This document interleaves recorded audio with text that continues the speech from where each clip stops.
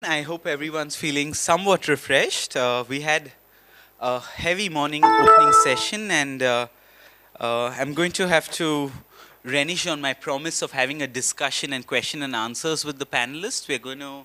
I think everyone who was in the room heard what was said, so we're going to proceed to the next component of this conclave, which is uh, the work bit that I highlighted rather excitedly early on, and I'm still excited about it, though time has moved. So I'll invite you to share some of that energy with me. We have a person very dear to me, Nikhil Chandra, who's going to facilitate our focus group discussions.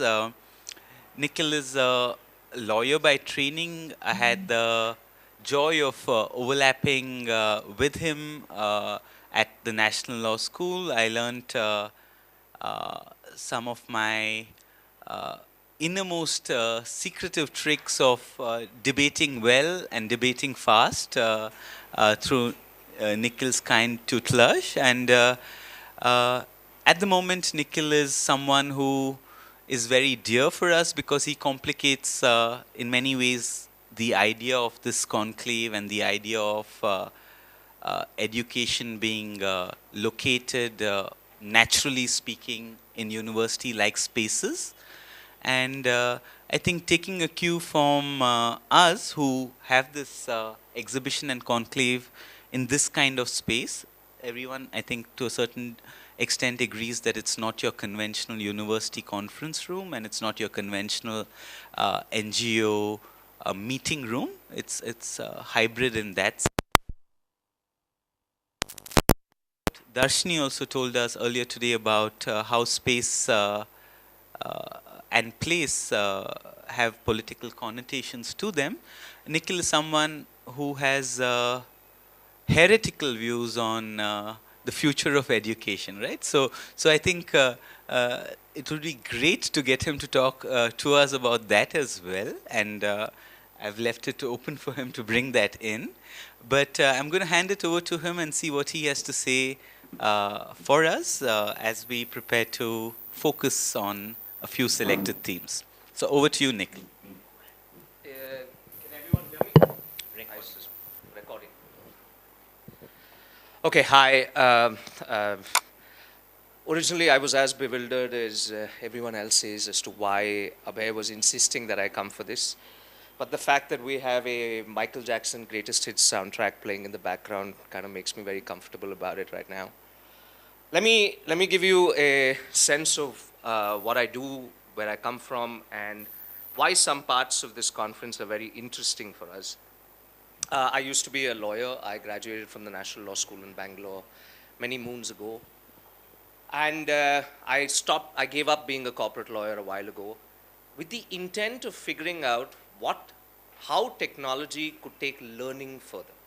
When I started off, we were thinking about education and so many, a more structured kind of approach, and we kind of loosened it over time. And I'll give you a sense of what that means. But let me start with what the kind of kernel of that thought and where it came from. When I got into NLS Bangalore, I was told that this was the best law school in the country. At that time, it was the only national law school model. I, like most people who while away their time in college, or at least don't say it out loud, found myself at the receiving end of a job at the end of that process, at the end of 5 years. After which, when I went into my job, I was very acutely aware of the fact that I was mostly worthless. Right? I had very few skill sets, translatable skill sets in the real sense. And it wasn't like I was going into something that was absolutely new. It wasn't like I'd suddenly gotten into a finance job after 5 years of, studying law. And I was always curious. It remained in my mind as to why this was true, right?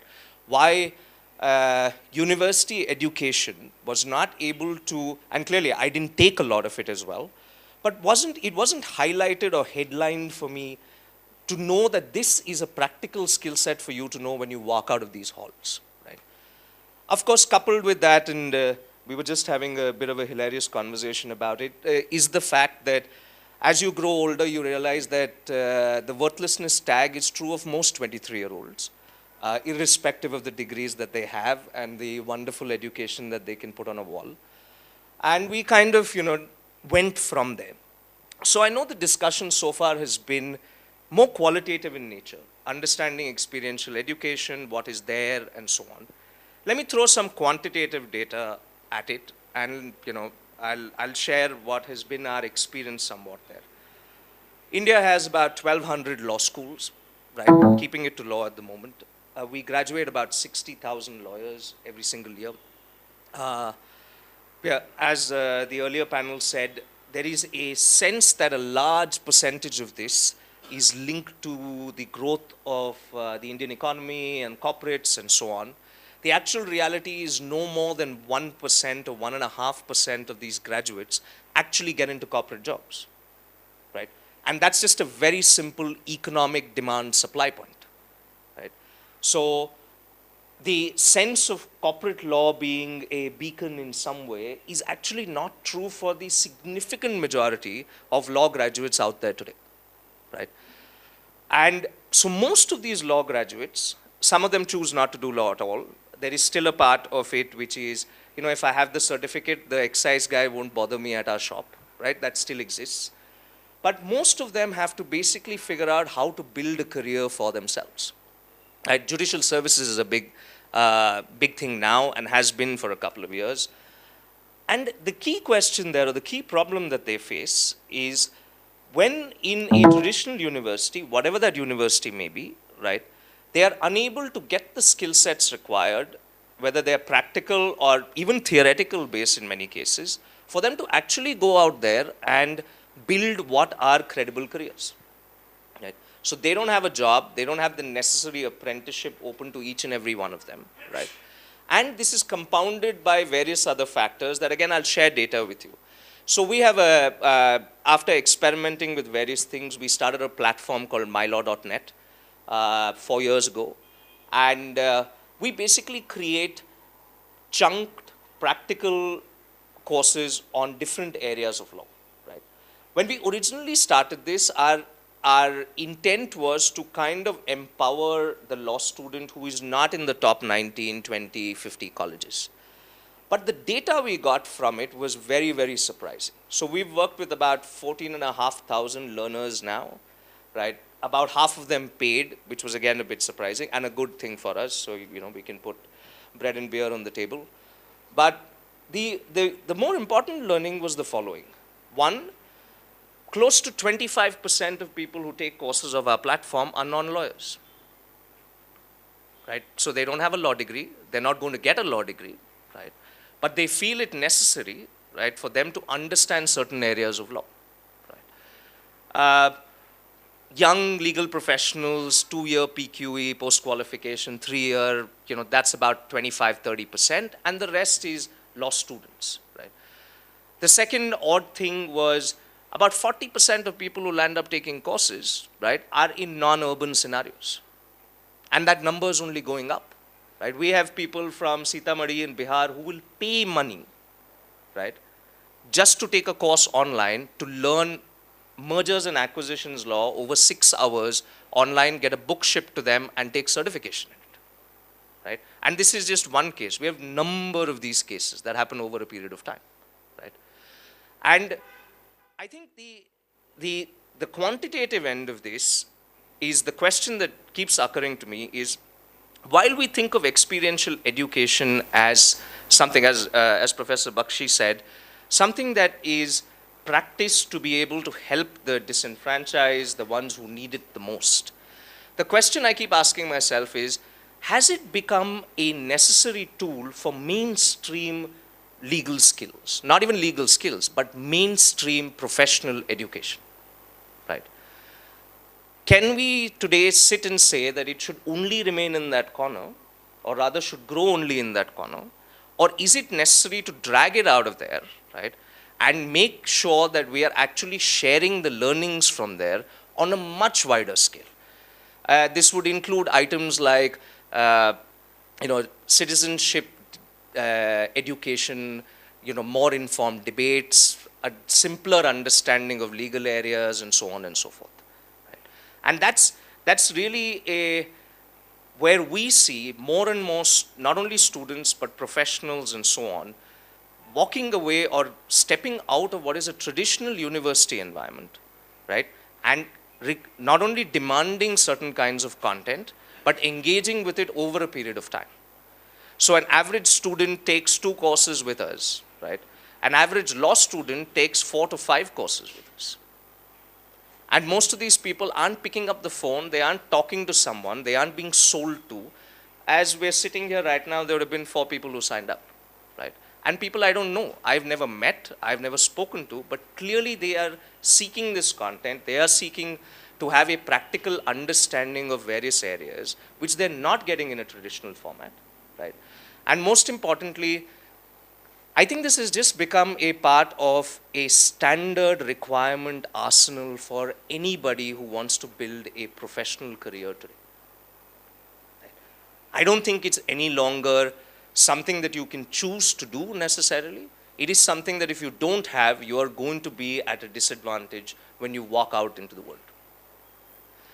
So, yeah, I'd love to share more data and give you guys more perspective of where we look at it. But our sense is that learning needs are no longer connected with traditional distribution mechanisms like universities any longer, right?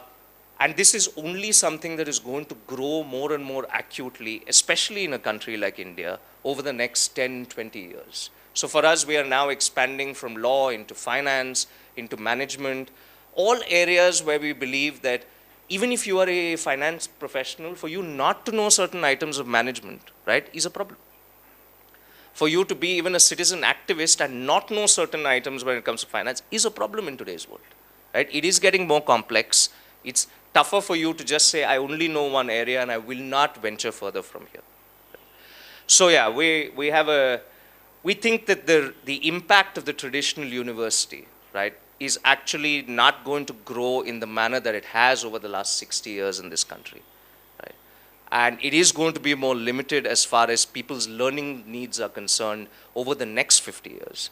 And in some way that's connected most importantly to the fact that we need to now constantly learn over a period of time, irrespective of age, irrespective of where we are in any chosen career, profession, area of what we work in.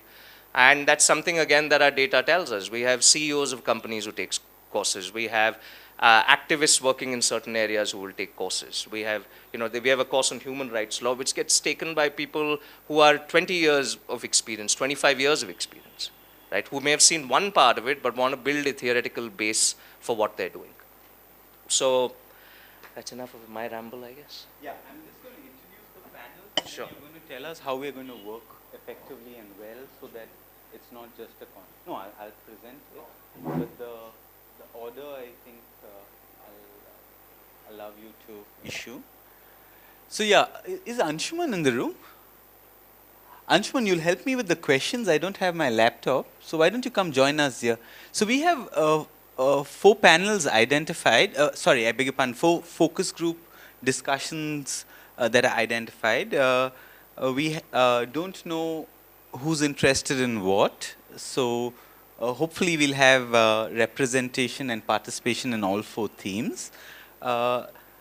Like the essence of crafting justice or experiential education that we are sort of pursuing through the fog, this has been an iterative and reiterative process. You've probably seen emails with increasing degrees of clarity coming to you, and that's because we have been struggling to clearly articulate what is it exactly that makes us anxious or troubles us, right? In a language that is freed of discipline and is freed of particular geographical or spatial or cultural usage, right? So in the most direct sense, we're trying to get to problems that all of us face, and we want answers that we can articulate at the end of the session. And the experimental leap of faith dimension comes in when we request you to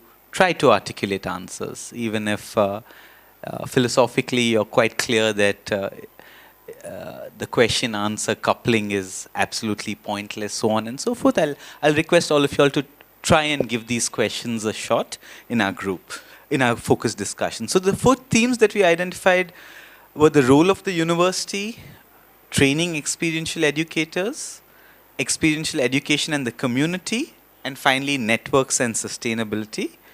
The 4th theme is, in a sense, also the focus of our keynote panel for later today, and I hope all of you all will attend, which begins at 7 o'clock. Right? So, what are we thinking when we talk about the role of the university? We are interested in the relationship between university administration and educators. We are interested in questions of institutional constraint, funding, autonomy, ownership of the program, outcomes, etc. And I think picking up the gauntlet that Nikhil has laid down, we asked the question of to what extent should these networks, these emergent networks, which we are still trying to fathom, to what extent should these networks that aim to do justice, to what extent should they be based in universities, or to what extent should they be university driven or university centric, right? And I think Nikhil has already gotten us a little distance on that question. With regard to training experiential educators, quite frankly, we are interested in where does one start when you're trying to advise someone who is interested in practice-oriented education or field-based education or justice-oriented education or experiential education or clinical education, right? Where does one start given the uncertainties involved, right? And our question there was a rather positivist seeking question. What would be our guiding principles? And pardon our loyaliness there with a constant fetish for principles and rules, but we think it might be useful to try to articulate that. What would be our guiding principles while designing programs for training justice-oriented experiential educators? Our 3rd theme, experiential education and the community, asks a question that constantly makes life uncomfortable for me. And you'll see this when you have a chance to go to the exhibition space that is right alongside on this boulevard, right? To how does one articulate learning outcomes in contexts where learners' interests and community interests are not necessarily aligned, right? And what's at the heart of this question is, at least I can tell you my perception of what's at the heart of the question. How do I take a call when I have 2 choices, A and B? Choice A means my student learns more. Choice B means my student learns less, but the overall justice quotient of the community goes up, right? When faced with that kind of balance, what is my ethical, epistemological, ontological duty, right? What am I supposed to do? How do I answer those questions without deflecting from that reality, right? And we're trying to answer that question. And finally, networks and sustainability, what we are hoping that we'll all contribute to, or maybe decide not to contribute to. How should one design the substantive vision and enabling architecture of such an emergent network that takes doing justice seriously? So those are the 4 panels, I beg your pardon, the 4 focus groups. We've planned for 40 minutes of captive work time in this space. And Anshuman, will you tell us when we can escape from the room? 40 minutes from now? 45 minutes? Okay, we'll stick to 45 minutes then. You're being quite a taskmaster on the 5 minutes. Or 40? Okay, so 40 minutes from now, we can leave the room and go to lunch, and we try and get back here at... When shall we get back here? Can you tell us roughly when we should aim to be back after lunch?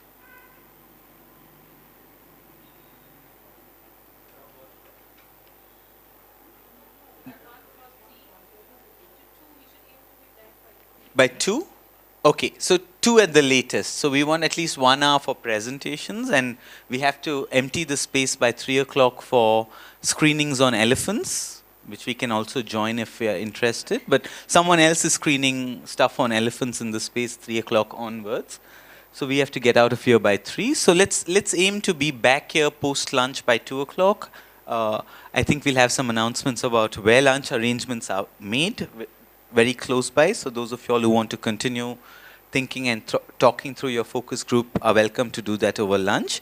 But let's try and spend 40 minutes in this room as 4 groups tackling these 4 questions, right? And any other way to organize us? Any enthusiasm generating collective action, transaction cost reducing? Any words of wisdom?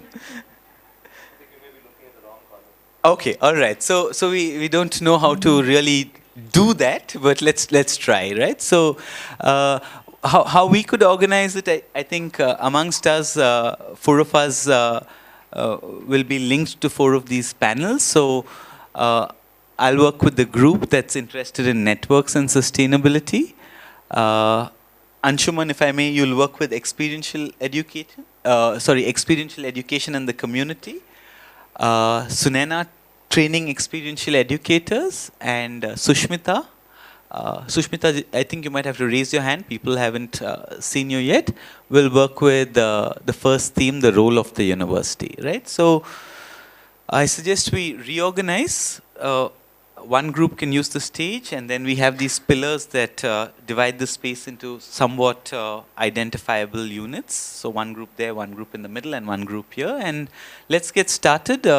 The objective is we come back after lunch with 10 to 12 minute presentations on the main learnings from our discussion, right? And we're hoping that the group will nominate someone to make that presentation. So that's an added political complication to the group's functioning. Okay, so let's get down to work. 40 minutes or 35 minutes in the room, break for lunch, and back here I would advise at about 5 before 2, so we can actually have a good presentation session.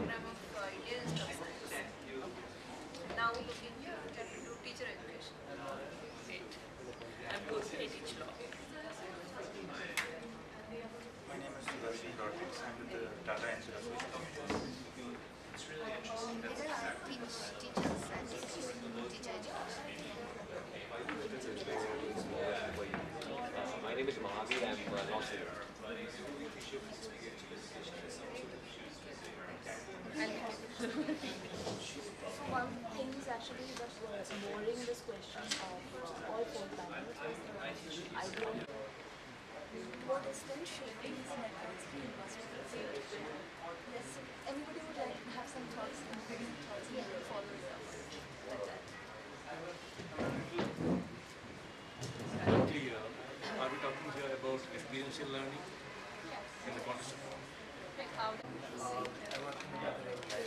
mostly related to environmental law. I used to work with sounding like aspects of the law. And now I'm working in this company where we're designing a social enterprise for marginalized community. So we're working mostly to recycling. So yeah.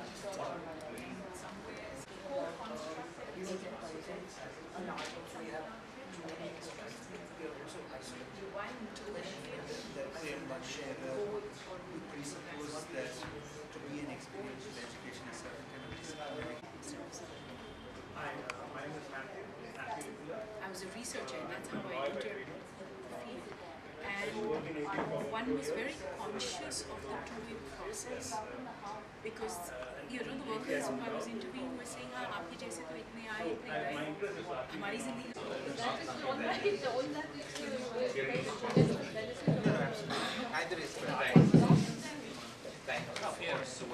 Hi, good afternoon, everyone. I hope you identified after lunch. So Nikhil and I had a quick chat over lunch, and it seems to be that most, if not all, groups have just got the conversation started and don't have clear answers to the bewildering questions that were posed. So we are wondering whether there's any utility in forcing people to make presentations as opposed to using any available time with continuing conversation. So we're trying to gauge a sense from the four groups. Anyone with answers, we'd love to hear from you first. Someone, one group must have hopefully gotten to the stage where a tentative speculative answer is possible. Anyone want to volunteer to present some of that? Your group? Not going to benefit from more time? Okay.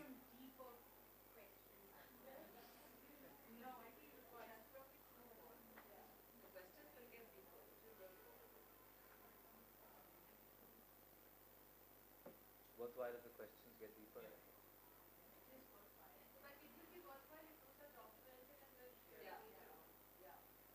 Yeah, we can all be fairly confident that the discussion and the main questions and themes that animated the discussion will be recorded and shared and will generate future conversations. What shall we do now? We have about 20-25 minutes.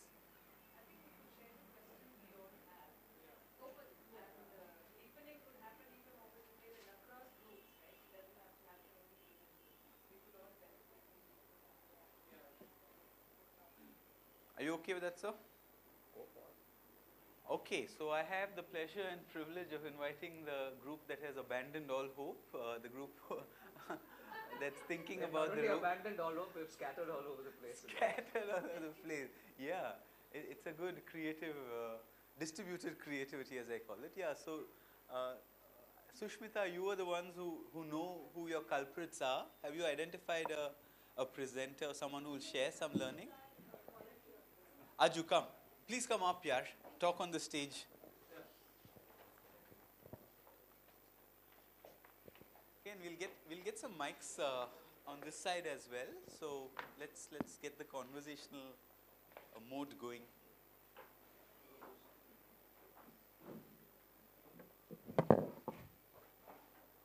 Yes, sir. I think if at all there was a conclusion to our, I mean, not a conclusion, but if at all there's a point that a lot of people agreed on, it would be that yes, you can learn by doing in a university, but can the university really achieve justice? Not all of us think so. That's broadly where I think all of us came together. But I mean, there are a lot of points where we feel that there are problems with looking at the university as a site for doing justice. And one of the major problems that that we repeatedly encountered was the expectations that students bring to a university and what they want from a university. And if the university focuses on doing justice, there is a mismatch with the students' expectations and then the fallout from that. Is the university really competent to deliver justice? The university is an organization that's wired towards other goals. Doing justice, in the crude words of one of the members of our group, requires you to win. And a university might not always be wired to win, because justice requires winning. And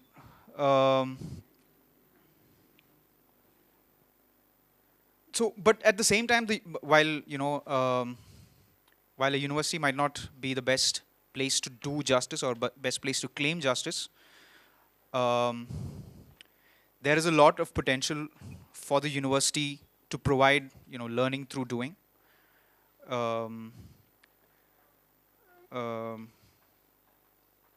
Because universities have the expertise and the resources that they can bring to provide learning through doing.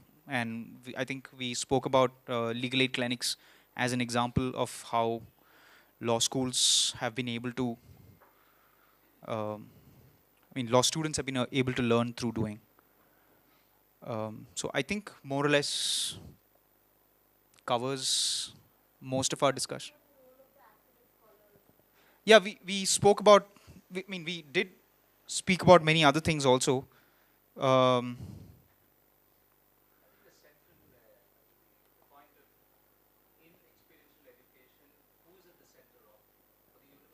yeah, so that was the main reason why we felt the university might not be wired towards creating justice, because a university's primary obligation remains towards its students, while you know and if your primary obligation is towards your students, can you really deliver justice to the community? Because if your obligation is if you're trying to get students to learn, uh, while justice might be a byproduct, justice is not a necessary objective of the university. So that's where uh, I think that's where the fundamental problem lies, and everything else that we sort of spoke of flowed out of that. That's it. So, yeah, people have questions and disagreements. Some order scenario, since Oishik's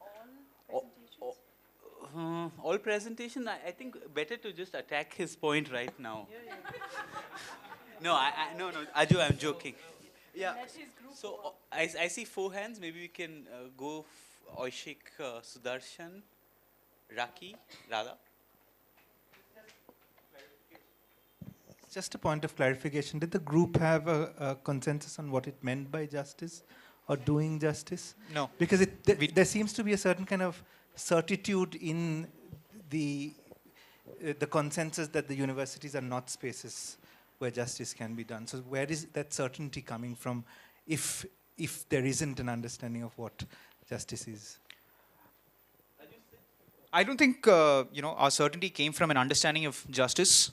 Our certainty came, in fact, from the relationship that a university has with its students.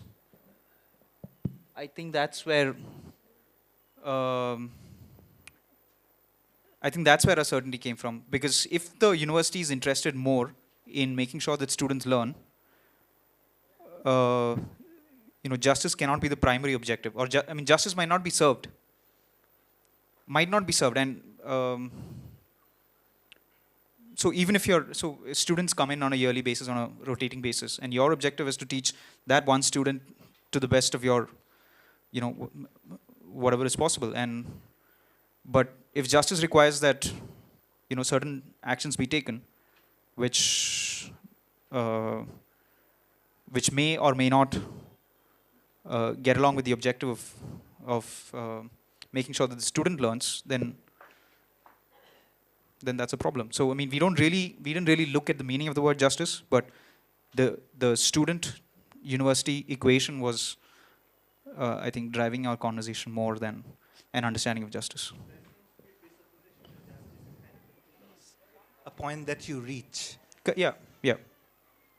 And in fact, we all agreed that even though a university might not be a site of doing justice, experiential education in the university may lead to justice over the long term. Or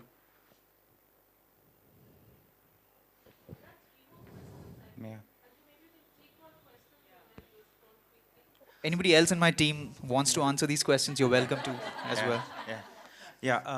Can I illustrate 2 examples that look at universities as a fertile ground for creating spaces for justice?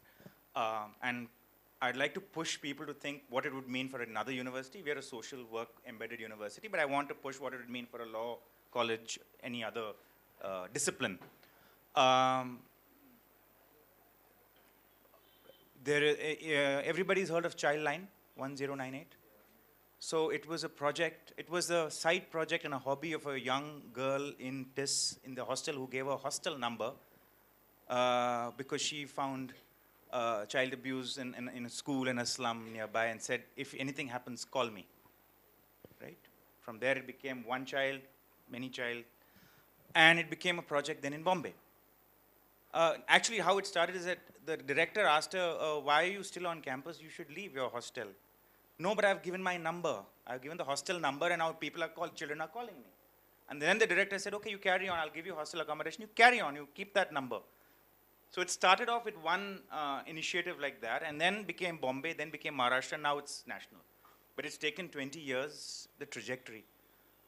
The point I'm trying to illustrate is that if a university looks at service learning, I learn, I do. While I'm trying to do something out there and I go on an experiential learning or a space, I'm learning from that, I'm doing something, I'm still learning and questioning my theory and practice, or, The other example is the special cell for women in Maharashtra, which is looking at domestic violence, and it started up with one social worker wanted to work in the police station because she felt that the police were not sensitive to tackling these issues. So unless you're embedded in that experience, you cannot see the other point and a need to address and look at that sensitization. Otherwise, it can become very polarized space, whether it is men. So that time it was all men, right? So I'm just giving the example of and that now special cell is now not just, it's I think in 144 police stations all across Maharashtra to look at the Domestic Violence Act and stuff like that. So my director, who's the vice chancellor, the equivalent of a vice chancellor, keeps pushing universities, saying it's not difficult for you to do this, that you actually encourage a culture of doing, encouraging your students to create and initiate change, and then that becomes, I wouldn't want to call it a laboratory, for other students to also learn and be inspired to do something, and the practicality of achieving justice, learning about justice and inequity is in that environment of that young person's project. It's more real because it's someone in your own peer group or, or in your own institution setting, because your institution is created. So the question I have is, of course, the immediate reaction is TIS, social work, justice, people are burning for justice, they're coming to TIS because of that. But I think the question that is being posed right now to UGC and by TIS itself is service learning and making a difference and relevance to society can happen in any institution. You need to have a different mindset to create the enabling environment for that. So what would it mean for a law school? What would it mean for APU or any university that has standard graduate programs in, can I go teach, if I'm doing my BCom, can I teach financial literacy to to people at the grassroots? It's taking my core competency into the field. So I'm just thinking aloud, because the immediate, whenever I talk about this, it's like, no, there's an immediate thing. Justice is possible there, not here. Thank you, and sorry to take so long.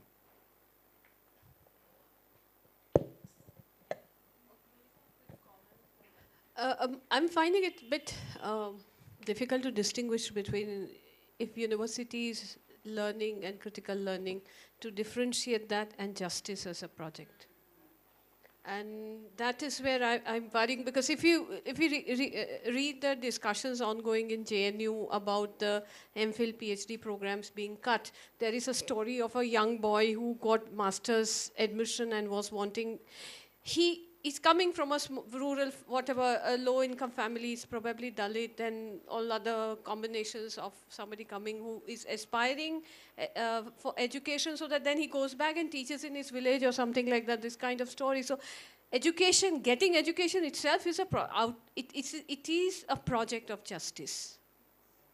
And so how do we differentiate that? It is what some of us have given examples are actually examples, some of the very high, some sort of elite universities and elite educational institutions which are closing its doors and ideas about it, but even there individuals are attempting to have a different discourse. So it may not be mainstream institutionalized, but there are students who are coming from backgrounds who are saying that our aspiration is here because we want to make a difference once I get out. So this artificial sort of divide between justice and university might lend us into exclusive kind of arguments.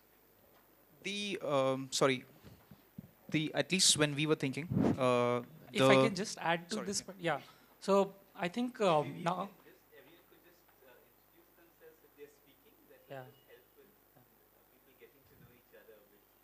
I'm Azim. I teach philosophy at APU. So for me also, this point that justice is not out there in some ways, and it is part, and universities are the most contested spaces right now, if we see. So even if this has some kind of very, like that kind of service learning thing, there is a termination of 25 faculty that has happened within the university. So there is a lot of contestation, and largely on the grounds of caste and gender, right? And what we are seeing, they are in huge crisis. So I'm not sure if we want to say as if justice something out there. And actually, I would say that universities are the most contested space, more than the social context that we are in, because the communities which have been continued to be kept out of higher education are first time accessing, and they are saying that the knowledge that you are giving is whatever colonized and Brahminical at some level, and why are you not democratizing knowledge and pedagogy in some way? So those kind of questions are, I think, very, very central to our time.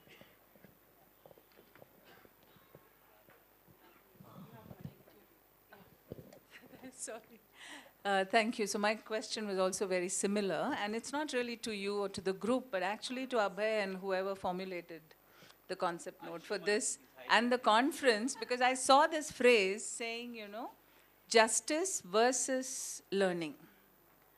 And that puzzled me and really worried me a lot, because what I saw implied there is justice within brackets for the communities that you work with, and learning within brackets for the students. All this worried me. You know, the fact that you separate these two and see them as very often pulling in two different directions, you know, justice for the community pulling in a different direction from learning for the students, which itself is deeply worrying. And seeing justice as not applicable to students, very often I see students deeply disillusioned by the university setup. So they go out and try to do justice somewhere when they are really frustrated at home, kind of. So I think we really need to look at that. The other larger issue here is also, why is community always out there? Exactly. And that is really, Darshini and Radha have captured what I wanted to say, and also what we were grappling with in our group.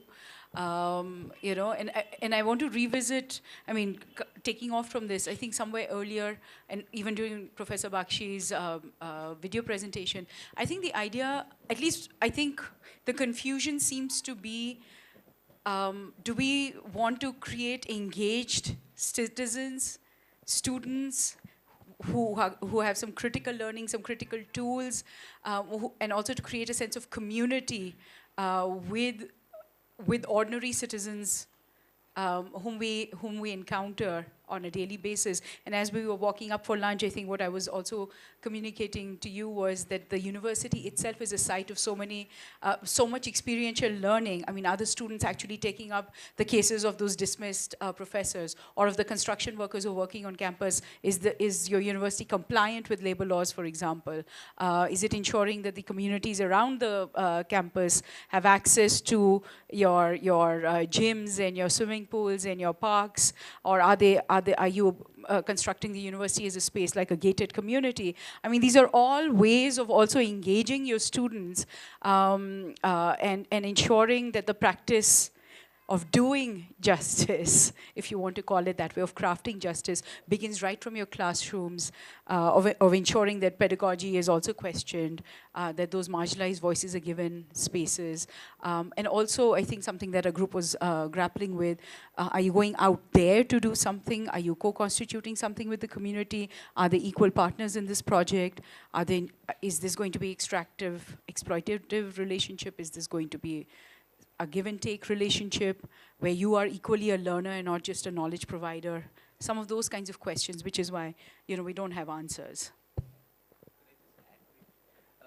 One other point I want to add, and I think this is underlying many of the comments that have been made, and I would just urge everyone to continue to think of fact and norm as two separate things, right? So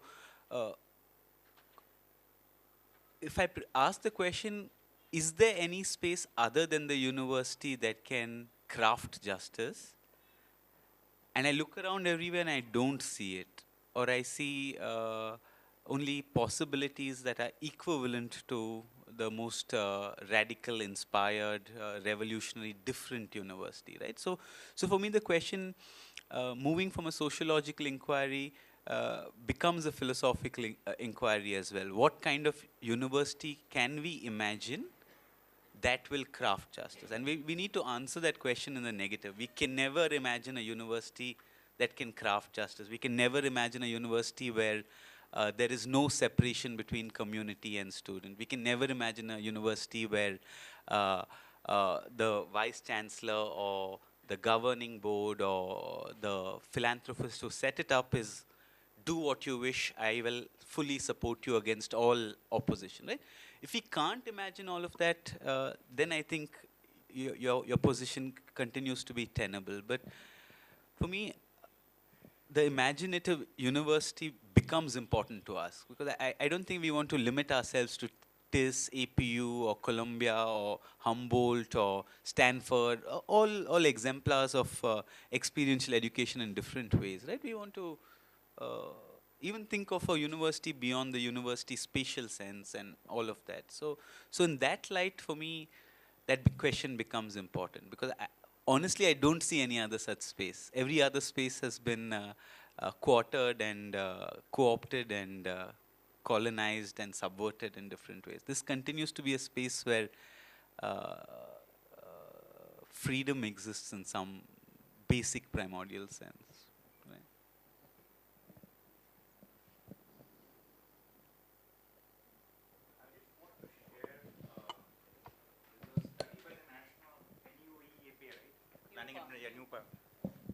Where they interviewed students from 21 institutes or universities, and their findings are that 66% of students experience discrimination on caste, ethnicity, even gender, which is interestingly also with university,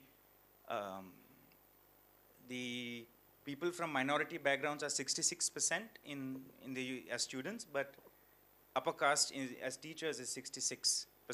So nice, interesting contrast data. Very interesting. It's a government body.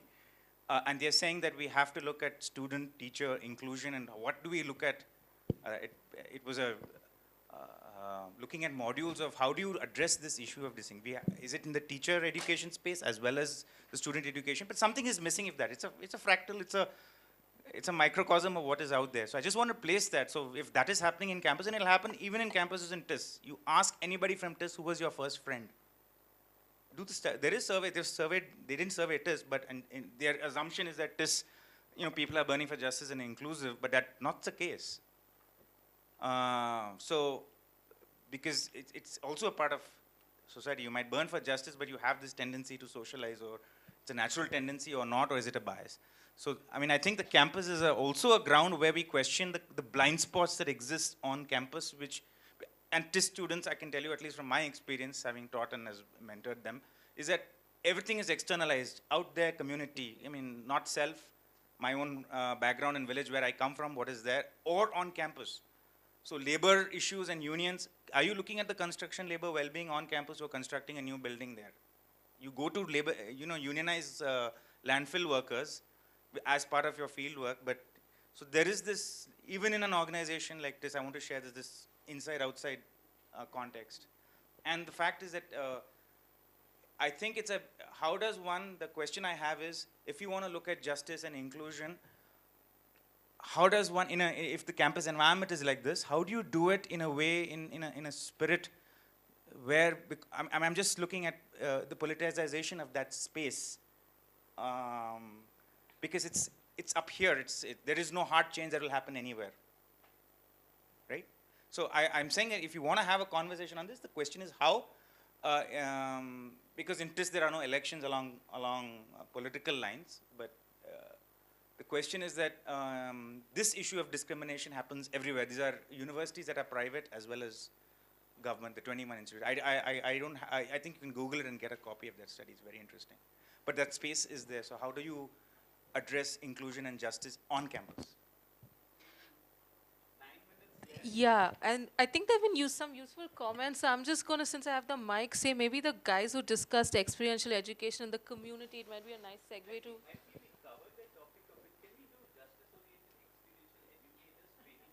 Sure, and I think we can park networks and sustainability for the keynote where we'll definitely have more time. So I think there was Sunayana and group, right? Training experiential educators. Do you know who your presenter is? So yeah, then I'm just going to give you the.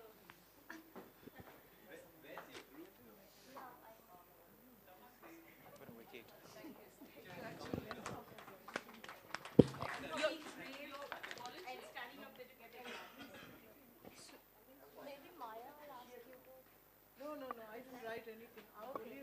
We are all here to pitch in with you. We will pitch in. Okay, why don't you get started? Okay.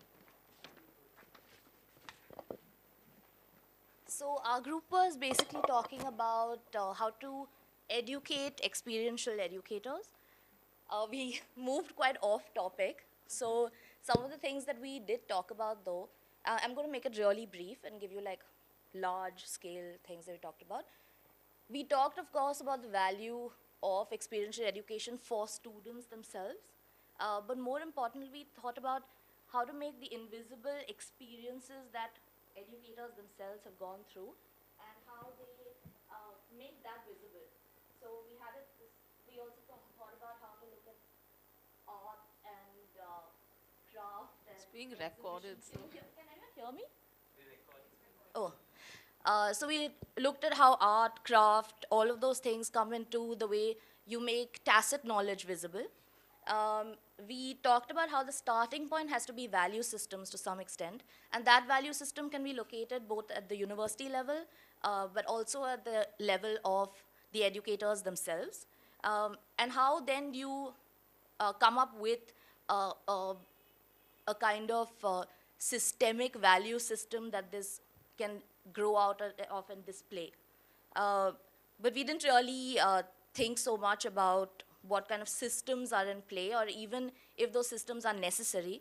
Rather, we talked about documentation, what kind of shared outcomes that would lead to all of these different processes that are going through different universities, different spaces, are usually not documented well enough to be translated to other spaces. For new people like myself coming into the field, is it a interplay between theory and practice? Is it only theory that we start off with?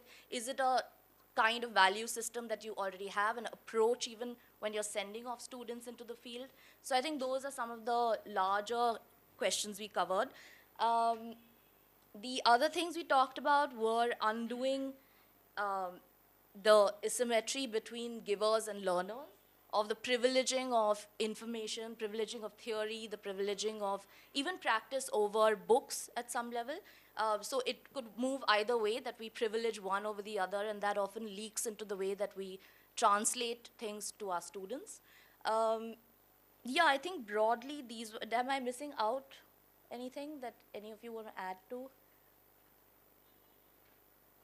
I think there's something about this, you know, I may be talking a bit of, we've got these two words flagged, experience and experiential education and justice. And I think it's quite interesting that even in this, in our focus group, these are very value-loaded terms. And even in the way that we are listening to each other, there's room for interpretation and reinterpretation. So, like, I'll be very blunt, in the way that I'm listening to Sunayana talk back about what we discussed, it's already sounding different. And this is, I suppose, I'm just saying it because we need to take this on board. I'd like to just make one other point. I'm not going to go into what we discussed or didn't discuss. You know, this experiential education, I think we can run into the danger of giving it premium, like without it, we are nowhere. Because we've been the bookish learners and and we talked a little bit about that in our group.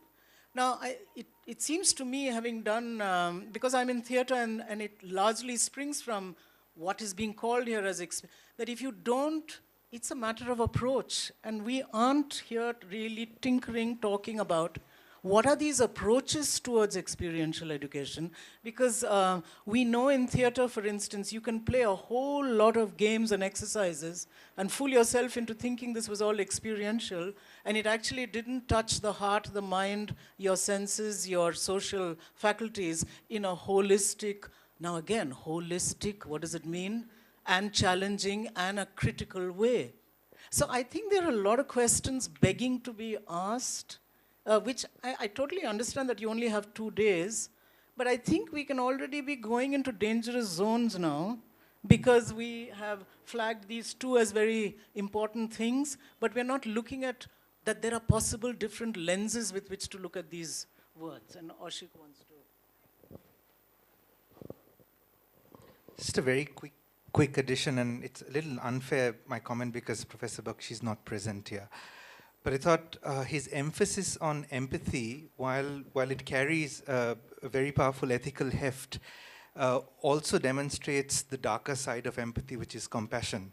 And we generally tend to take that word on face value as something extremely important that experiential educators ought to carry in a normative sense, but compassion in effect turns us into, bleeding heart liberals, and maintains the asymmetry of knowledge that one, is expected to undo. But in fact, it's at the foundation of injustice, in a sense.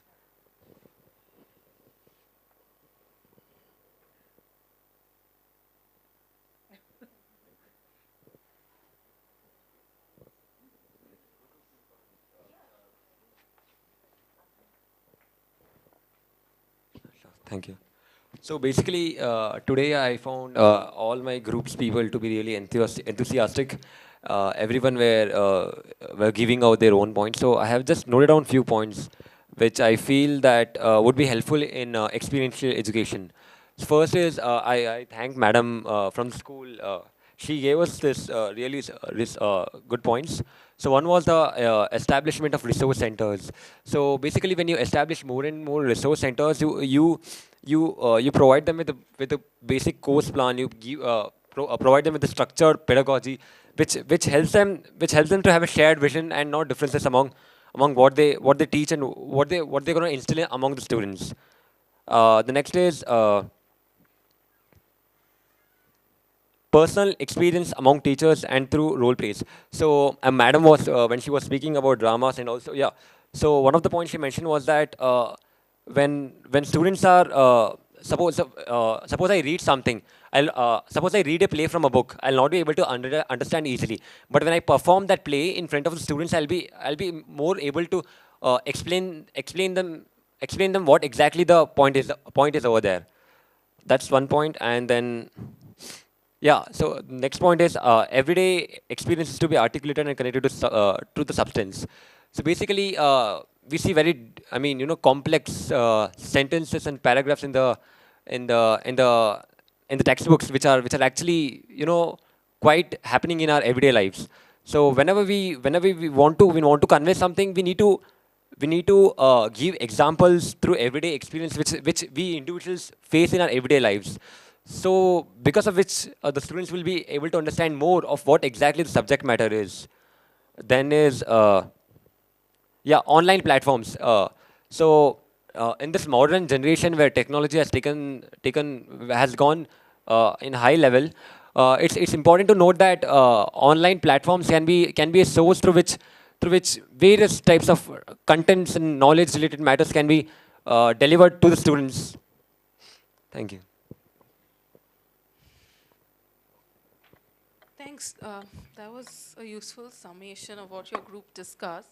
We're at 3. Are the elephant folk going to come? We can maybe push for another 7 talk, 10 minutes, and then we should. Okay, then may I invite group 3 there? Thanks, Sunayana. How does one articulate learning outcomes in contexts where learner interests are not necessarily aligned with community interests? And I think a few people have already complicated this question itself. Is it a correct question? Is that mannequin binary possible, right? Whose group is this? Yes, Anshuman.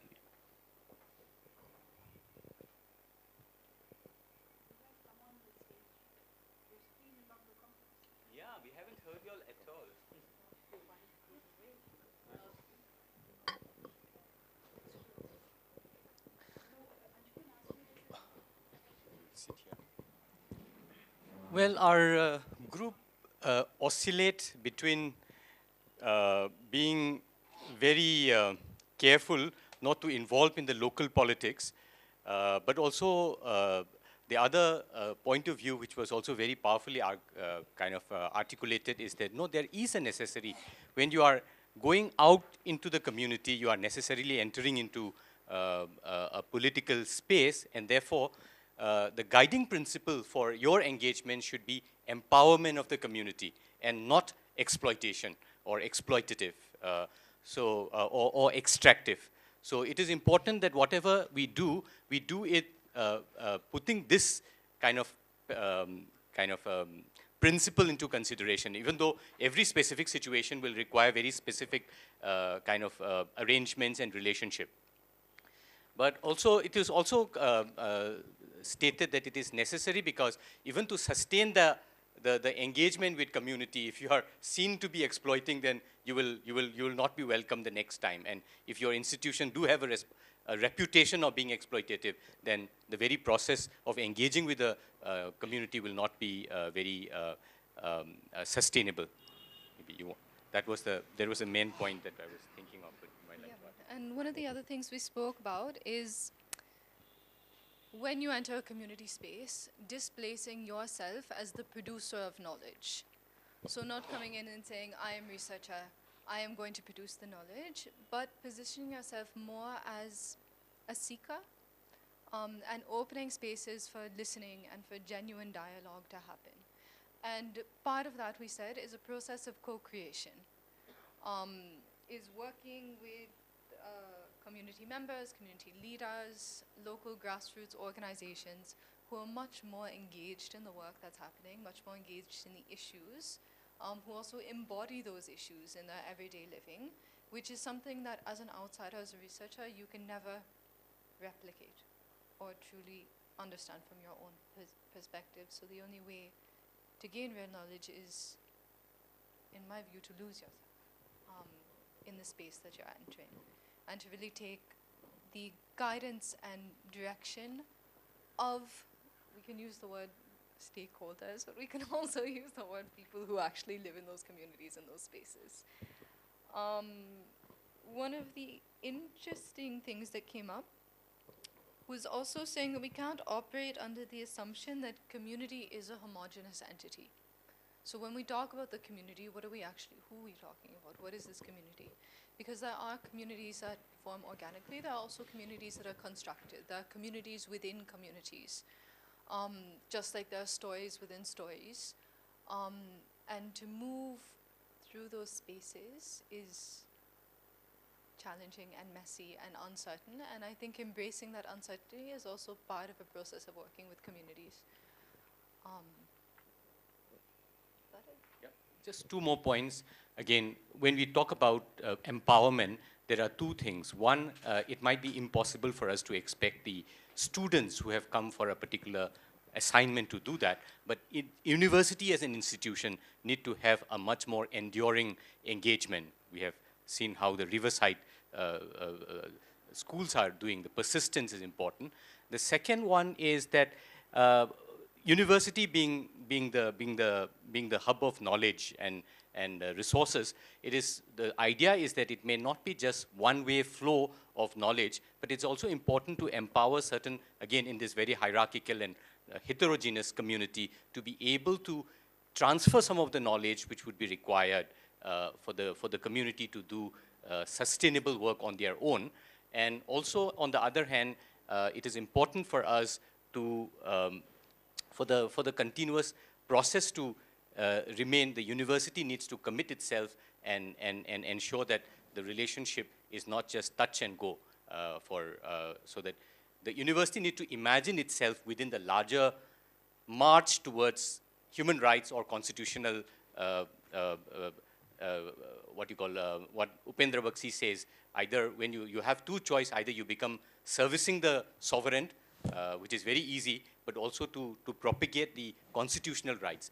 So the university needs to imagine itself in that larger context of providing fundamental rights to the citizenry. And this need not be, this does not mean that it has to go and litigate, but it is important that the grievances are taken care of.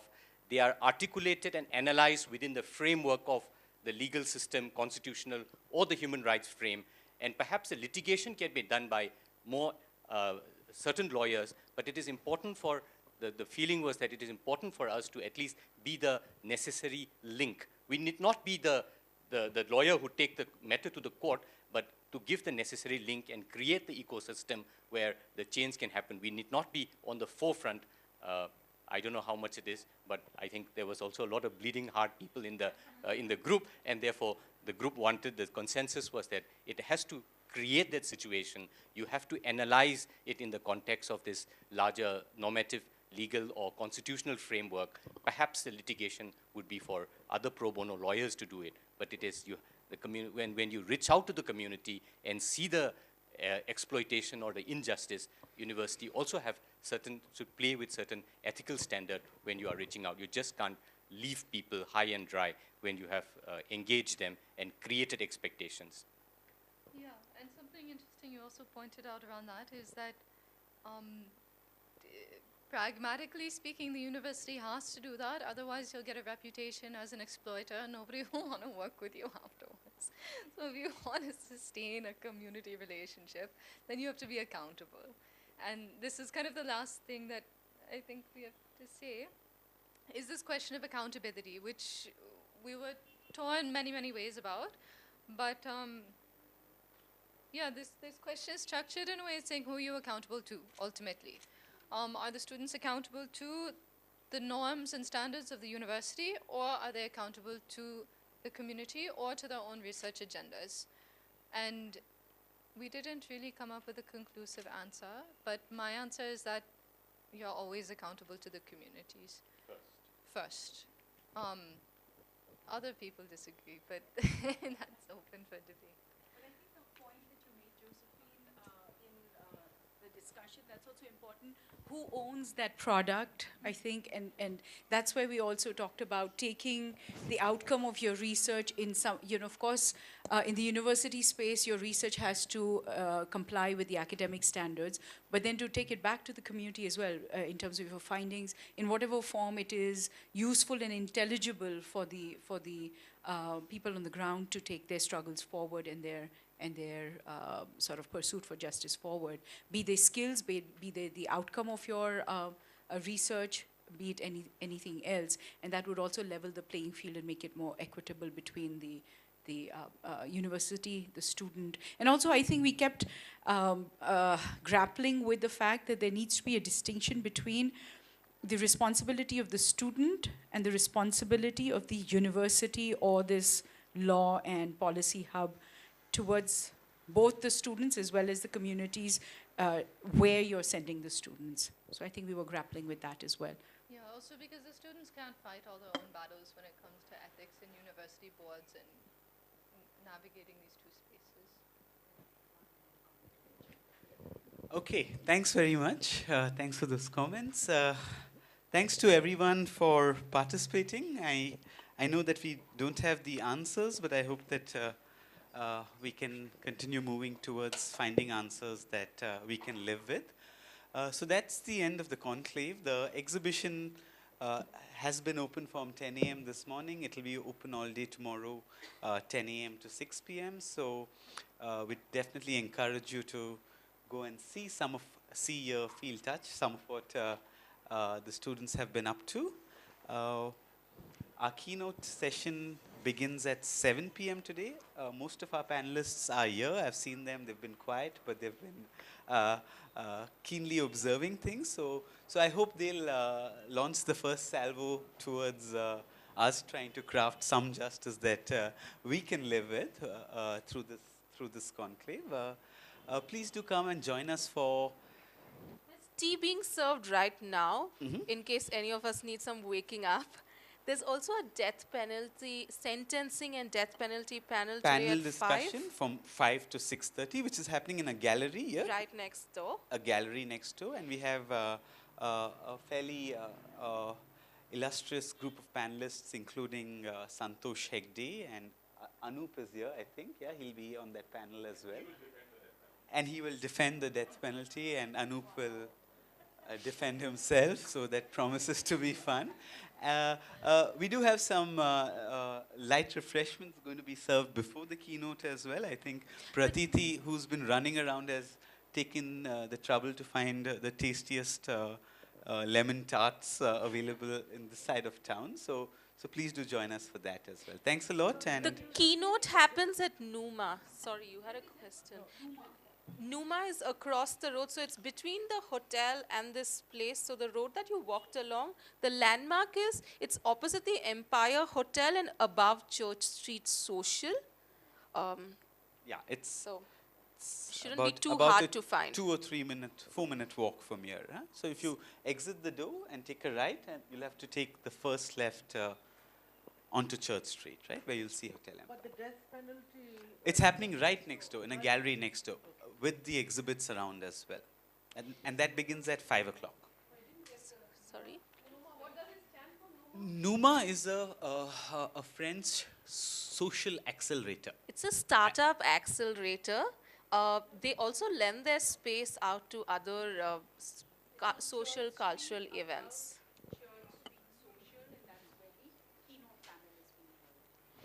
It's the doorway right next to Bite Me Cupcakes. We should have people to guide you from here and also from the hotel to make it convenient for you. There's tea right now. There's also tea at 6 o'clock at Numa. 6:30. 6:30 at Numa. We like our food. For those of you who are leaving today, we have to do reimbursement. So you can contact either Pratiti, myself. This is Pratiti. So Pratiti and Rachel will be happy to help you out with reimbursements if you're leaving today, and we certainly encourage you to get that done sooner rather than later. All right, thanks everyone. Thanks for making today fun. Look forward to talking to all of you in greater detail. Please do take your bags and stuff with you because the elephant movie guys are going to move in. And thank you all.